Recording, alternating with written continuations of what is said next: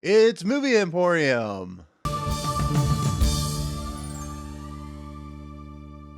What's going on, everyone? Welcome to Movie Emporium's movie review of Buddy, directed by, of course, Casper Kelly. Okay, ladies and gentlemen, from the director of the Adult Swim hit that is Too Many Cooks, as well as writing the Cheddar Goblin segment from, of course, Mandy, this story of Buddy takes what if Barney was a lovable character, but on the inside, there is a much more sinister approach. Maybe he's kidnapping children, bringing them into their world. They go step out of line, he may kill them. And what would happen if the kids became sentient of the situation and tried to escape, and then everything started to go to hell in a handbasket? Well, also imagine, if you will, character played by, of course, Cristin Milioti, finds herself in this world, and it becomes a terrorized version of Barney in a hellscape of a world that feels very much like those old kids shows, or those kids shows you see on like PBS. And imagine if everything just went insane, and imagine if like Clint Howard played a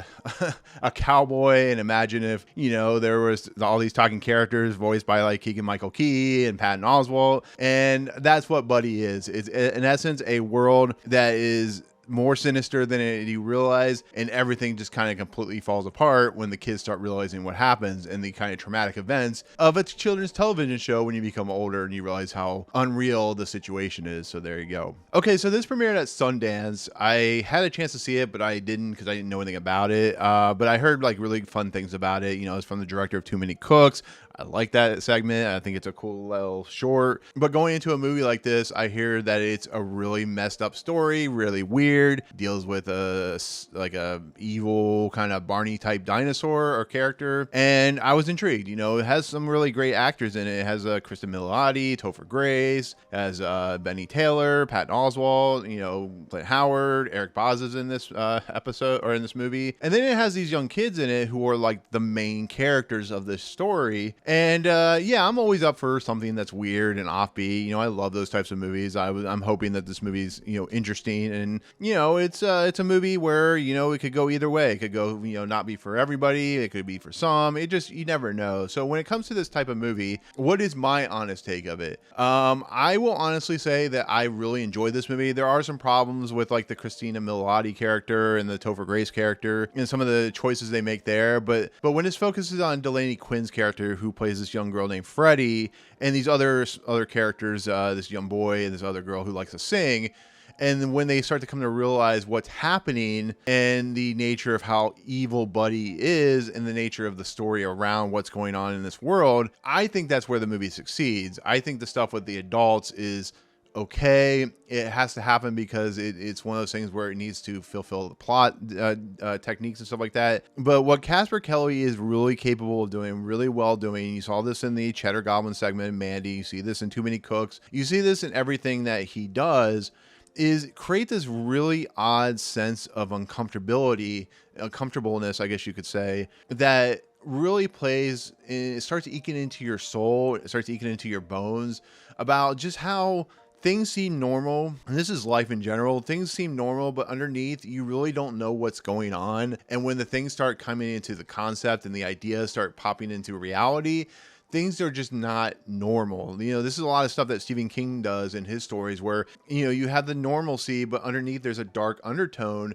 And that's what life is. It's a dark undertone with really interesting kind of normal sensibilities. And you watch this character Buddy, you watch the opening of this movie, and as it moves along, it slowly kind of pushed you into the story. It slowly kind of lets these characters kind of develop into a really sense of worry, and then you get the full kind of bam in your face. You know, once again, you go back to Too Many Cooks, you have that killer. You first have like the fun kind of introductions, you know, storylines and stuff like that, and then slowly you play into the killer's character, and you kind of slowly mix it until it goes bam into the kind of the justification of what it's doing. And that's what Buddy does here. You know, at first you think you're just watching some kind of, you know, made up kids specials or shows or whatever. It's Buddy was a famous show at one point in this universe.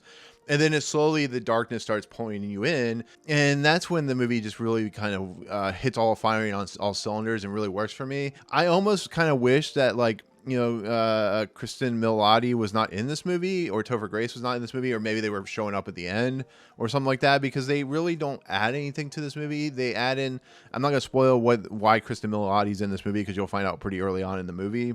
They don't really add anything. They're just there kind of maybe to give Casper Kelly some star power. I do like that Cristin Milioti is doing stuff like this in The Penguin and Black Mirror, those 2 Black Mirror episodes that she does, because it really shows that she's very talented at doing these things, but she just doesn't fit into this movie. If you focus on the kids and focus on Buddy and focus on like the world, which they have like a talking mailbox and a talking book bag and a couple mailmen, stuff like you saw in like Mr. Rogers' Neighborhood or something like that, or, Blue's Clues or anything of that nature. Barney also as well, or Pee-wee's Big House or whatever it was. You get a sense that like that's when it works. That's when Casper Kelly is really strong at what he does, which is creates this really odd sense of horror and terror, and just also has fun with it. There's parts where this is really funny, and there's parts where it's really horrifying, and you feel for the make-believe characters, like the talking flowers, or the thing that looks like a Woody puppet, or just kind of that sensibility. And I love this type of stuff. I really do. I love when directors are willing to, or given the chance to use their vision and use it well. And once again, you go back to Too Many Cooks. I love that sensibility of just kind of a playfulness. That's why I like Adult Swim. There's a playfulness to it. But there's also like you're on LSD when you're watching it, and you watch Tim and Eric, and you watch, More Oral, and you watch, Rick and Morty. There's just a sense of like these guys were definitely smoking a lot of drugs and definitely smoking or taking LSD and smoking weed when they do these types of things. But I think Casper Kelly is really underrated as a creator. I think he's really fun as a director. I think the set pieces are really fun to watch. I love the nature of like this world and how just weird it is, and how it feels like a Twilight Zone issue or a segment or whatever. How it feels like you go into the reality and like the way things open up and what these kids need to do.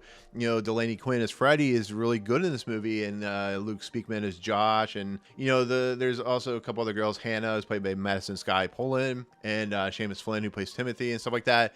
They're just really fun characters, really well played, and I think they are put in situations where they had to do difficult stuff for this movie, because they have to curse, they have to deal with blood, gore, they have to center themselves on the story. I think these kids are fantastic in this movie, and I think they really work. And once again, it goes back to Delaney Quinn, who plays Freddy, who has to kind of anchor this movie in her style. But if the only other thing that I didn't really care about is I think the ending's a little rushed. I mean, it's only a 90-minute movie, but I think it does. There's some things in here where it feels a little like there just could be more story. Like there's some deleted stuff that wasn't taken out for the time length. It's not like it's like the worst thing in the world, but it kind of moves in a weird pace. And it kind of feels like, maybe it could have been like 11 minutes short, but it's expanded. So maybe there's a little too much as well. But it's not like the worst thing in the world. Like if you like these types of things, you like these weird, offbeat, strange tellings of stories, I think you'll really like this movie, because I really did. It's one of the weirdest movies you'll see, but I think it's a really fun, entertaining film, really entertaining movie, and fits right well into the wheelhouse of what Casper Kelly's doing. So I hope this does well for him. Gives him a little more cred to do whatever he wants, and it feels like a very much a blank check type of film that premiere at Sundance and got roadside attractions to premiere it in theaters. So that's my take on Buddy. If you like these types of movies, once again, it's not gonna be for everyone. It's a very weird movie, very dark, very disturbing. It does some really graphic things, especially with the kids. And if you're not up for that, I would definitely recommend not watching it. But it's a really fun movie for my taste. So that's my take on Buddy. It'll be in theaters shortly and VOD after that.